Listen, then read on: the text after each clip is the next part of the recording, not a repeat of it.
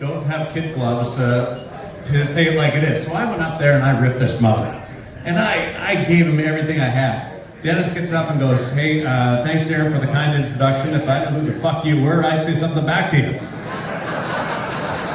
That was pretty funny. Oh yeah. I've been waiting to get back to that for a long time, and I still don't have anything to tell you. How are you? I'm good. Yeah? Yeah, very good. Bobby, we got a microphone down here with Dennis. Yes, Bart's sir. over here as well. Just first of all, what brings you to the island? Well, I come here quite often. This certainly wasn't the reason I came, because I'd have to appear with you, but I come here quite often. I have friends down here, and I got to play golf with some great guys today. I've never played with, there they are. I've never played with guys who it was their first time playing. But it was a great day. We had a wonderful time. Bobby, you were on the first tee. It was great because I heard the voice before I even saw that you were there. So that was a real thrill just to hear you in person and be able to see you. So when you're watching the game today, give me an idea of what you think of the playoffs and the style of the National Hockey League. Then we'll get into a little bit of your career. I'd rather comment on your golfers. I sat there all afternoon up on number 1, I believe it was. And it wasn't until the last 5 groups where I saw anyone miss a shot. And then there were only 3 shots missed during that time. There's some great golfers out there, especially the gals. They can show these guys how to swing that club. I like that one. But hockey, I just want to mention that Pete Mahovlich was in the third last group, so you need some work. Peter made a long putt Oh, he did? He told everybody. to win that hole. But I've been around for a few decades. I'll be 84 my next birthday. And I go back to the original 6 when we used to play against just those damn Montreal Canadiens. We were chasing red shirts all damn night. And whether a lot of you folks know it or not, it was because of the Montreal Canadiens and possibly maybe Jean Beliveau or Rocket Richard that when opposition clubs would get a 2-minute penalty, they stayed in the box for the entire 3 minutes or 2 minutes. And Jean Beliveau one night in Montreal scored 3 goals, scored a hat trick during that time that one of our guys was in in goal. So That's why they we were chasing red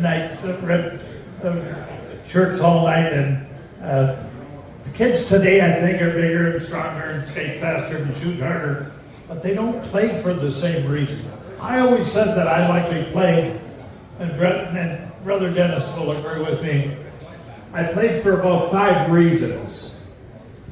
To make a boyhood dream come true, to play in the National Hockey League. It's all I ever dreamed about from as far back as I can remember. That was my first reason. Next reason was to entertain you people royally, and I hope I learned early in my career that you people, you 22,000 people coming to the rink need to be entertained. We were in the entertainment business. Thank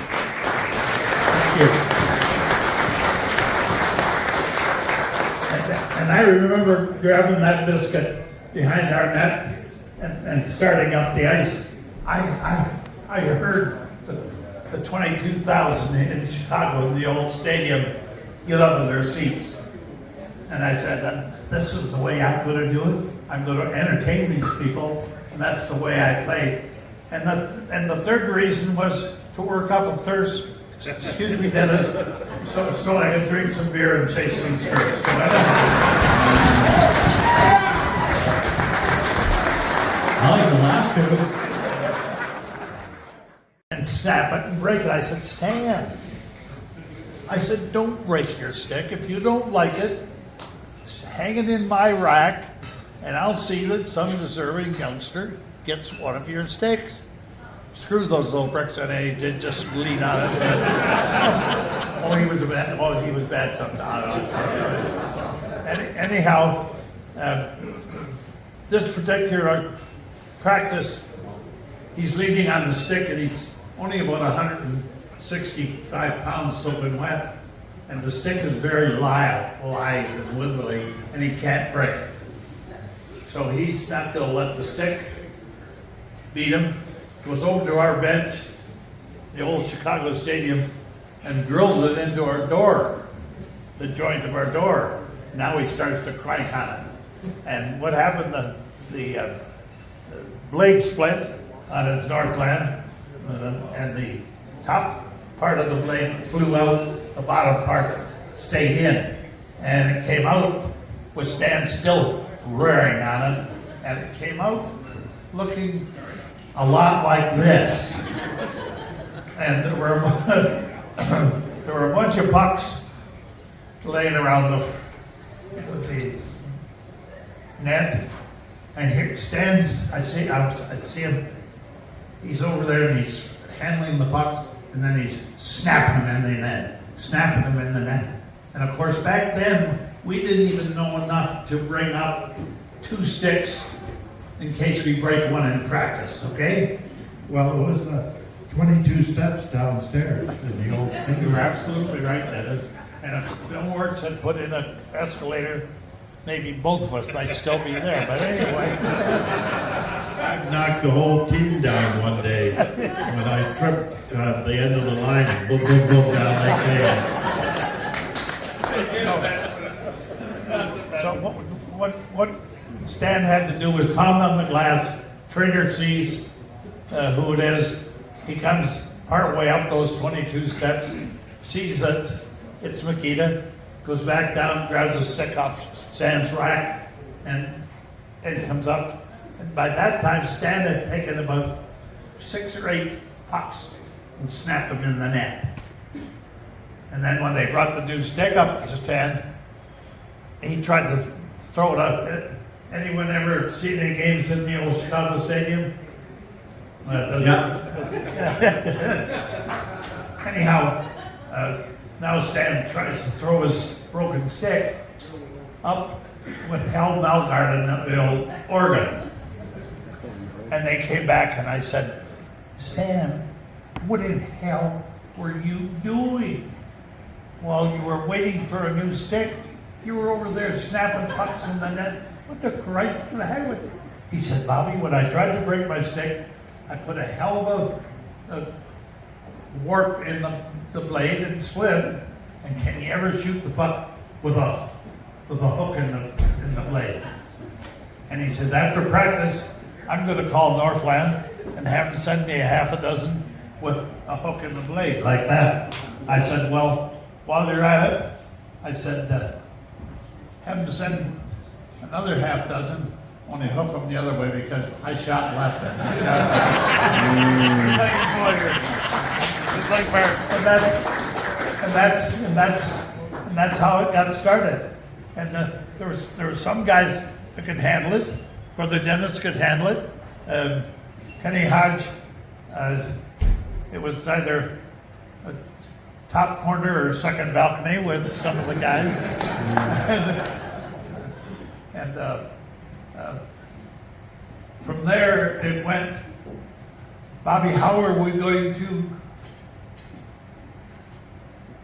warp these blades? I said, my dad and I put ribs in an old 18-foot cedar strip, and he had a big pipe with an electric heater in the bottom of it, and he had water in it, and he just put the ribs in and heat them up, and then they just ease right into place. So I said, the only thing I can know is we'll run the legs under hot water, and then shove them under a door, shove them up to where we want them hooked, and then put a chair and let them stay all night. And then when we come down in the morning, ladies and gentlemen, they'd be just like that. And I'll tell you, and Dennis will tell you, it was either top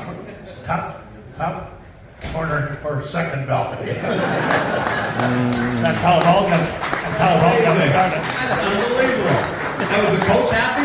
Was it Billy Ray was your coach then, or who was coaching? Billy Ray was our coach. You didn't like Billy Ray, did you? 1963. Were you okay with Billy Ray? Okay. He's the greatest man I've ever met in my life. Well, before this. No. Way past you. Dennis will tell you, if he doesn't know, but I'll tell you. Billy Ray was the first. He's from Winnipeg, okay? Billy Ray was the first player in the history of the National Hockey League. When he scored a goal, he put a stick in the air. Billy Ray was the first guy that did that. You didn't know that, did you, Darren? I'm asking Brainiac over here. Did you know that? Is that true? No, hey, that's the truth. That's true.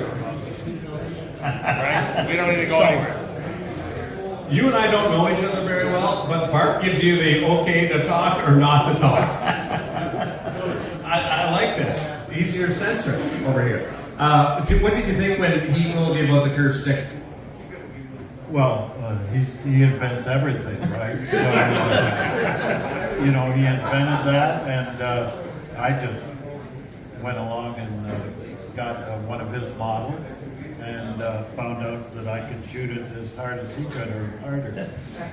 Dennis wasn't right there when we did it at first in 63. He came in, as he told you earlier, 64. Pardon me, Dennis. That's okay. Anyhow, they tried to compare Dennis and I shooting the puck. They said likely Dennis could shoot the puck through a car wash without it getting wet. He could shoot it so hard. I could shoot it nearly as hard, but I just couldn't hit the car wash. No. That's the other way around. Oh, I bet. 1972. The highlight of my hockey career. Yeah. I would have traded. Highlight a lot of lives too. I would have traded it in. I would have traded that win in for a Stanley Cup. Really? That's what I would do. Because I didn't grow up wanting to beat the Russians. I grew up wanting to play in the National Hockey League. And we came so close so many times. It's a bastard. But I did get a chance to play. And Bobby, turn around and look at this guy right here. Can you turn around? And it's like, don't turn very. Come on up here. Come here, just for a second. Just come around so Bobby can see you. Here, come here. Look at that. Who's that? Isn't it? If that's not Pierre Palat, it's a doppelganger. But he doesn't have a big dent in his shirt. Have a couple of stents in there. What were we talking about, guys? I have no 72. idea. Oh, 72. Yeah. That was my biggest disappointment. Yeah. Was 72. Yeah, Because you didn't get to go.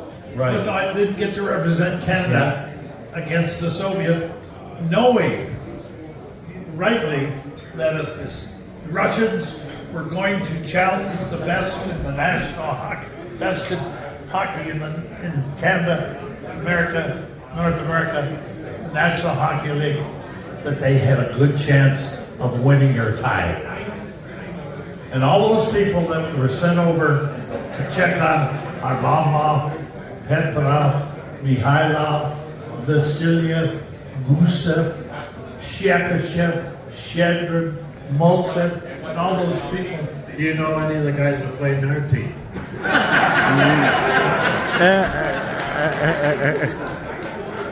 if I had seen the Larry Harlamov skate down the ice, no matter what he was trying to do, fumble and dumble and misfire, he couldn't have proved to me that he wasn't a great player. And what I could have brought to the force is, guys, don't take these guys lightly, because if they're going to challenge the best, they got a good chance of winning or tying. Because that's the only positive propaganda the Russians had was through their sporting world. Same thing. And I knew that they didn't come there to get their ass skinned. Well, you know, one of the great Canadian hockey hero, and I think he should be in the Hall of Fame, is Paul Henderson. He scored every game-winning goal in the final 3 games in Moscow, all with less than 4 minutes to go in the game, and really deserves the title of hockey hero. He actually thinks that he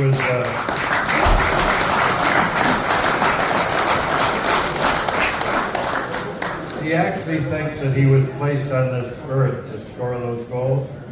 He became a born-again Christian and is now a minister in Toronto. And every morning I wake up and thank my lucky stars I didn't score those goals.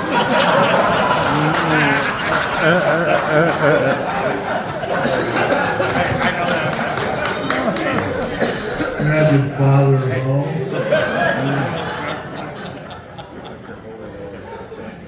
Hey Bart, I'm just gonna give the microphone this. Did you play hockey because you wanted to impress Dad, or what was it like playing hockey as the son and nephew of 2 greats? Well, people ask, what was it like having Bobby Hull as your dad? And I said, well, I don't know. I don't know anything else, right? What was it like having Dr. Rabinowitz as your dad, right? So it's all I ever knew, and it's all I ever wanted to do. Ended up doing something else, but came back to it later in life, Darren, with one of the co-founders there at Tenacity Hockey, Yeah, Mr. Billy McGuigan. He's paying me to wear this shirt. Yeah, so had a great chance in the West Coast Hockey League, which became the East Coast Hockey League. Played with great guys like Billy, and all Billy ever talked about was Summerside. And when we had the chance to come up here, we talked with Billy and said, hey, he said, can you come up? And I said, I'd love to come up. He goes, you'll be a celebrity. And I said, is my name Bart or Brett? What's my name? And I said, maybe I can get my dad to come up. And he graciously said yes. And then my dad called me and said, Brother Dennis wants to come. And I said, well, Uncle Dennis is probably more welcome than I am. But the most important thing is that it wasn't really about that. It's just about you do what you're good at, and you do what you're blessed at. And I've got so many friends that I grew up with that are accountants and doctors and airline pilots, and so many friends that were fortunate enough to play professional athletics in so many grades. But it's more about your passion, and it should be for more parents what the passion of their children is about than what your passion is for your children. And that's always been this guy's strongest point. And I know Billy with tenacity and being 2020 Coach of the Year in junior hockey and being a great teammate and a coach on the ice, even though his elbows flew a little high in practice, was the best way to go, the best teammate you could have, and the best dad you could have. And I'll never forget my Uncle Dennis. I was playing in the CFL my first year. We were playing a road game in Edmonton, and I stayed out a little late the night before we caught our flight back to Ottawa. And I got on a flight and I walked right past my Uncle Dennis. Got on, I was a little green, maybe a little gray, and I walked right past him. And as the flight attendants give me the instructions, this guy gets up and grabs the microphone and goes, "Hi everybody, my name's Dennis Hull. You may know me as Bobby Hull's brother, but today my nephew walked right past me." And he proceeded to roast me for about 10 minutes in front of a plane for Air Canada. I couldn't ask for a better influence on one side, better influence as a teammate from Billy, and couldn't ask for a better place to be than here tonight. So I digress from the question. Did I want to please my dad? You're goddamn right I did. But as I learned from him, you please yourself, you're going to please your parents. And if you're as a parent, you take your kids to the best place they can be, they're going to be the best kids they can be. So That's awesome. very, very well said. We'll wrap it up with a question to Bobby and Jen. Same question. What was the best part about playing in the era that you guys played in? I'll tell you what the best part was. We were playing in Chicago and we got this freight from Minnesota, Danny O'Shea. Remember Bobby? And we used to do end-to-end rushes, and Bobby and I were always first. And Billy Ray said to Danny O'Shea, "You skate with the Hull brothers." Oh my God. I mean, it was the worst time of his life. He couldn't keep up. He could hardly make it down to the other end after that. And after, I don't know, 2 or 3 practices, he said to Billy, "Do I have to skate with them anymore?" He said, "No, go with the rest of the losers."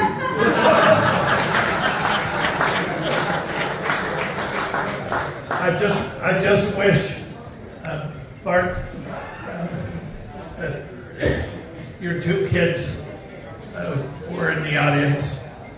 They're the cutest damn things that I have ever seen.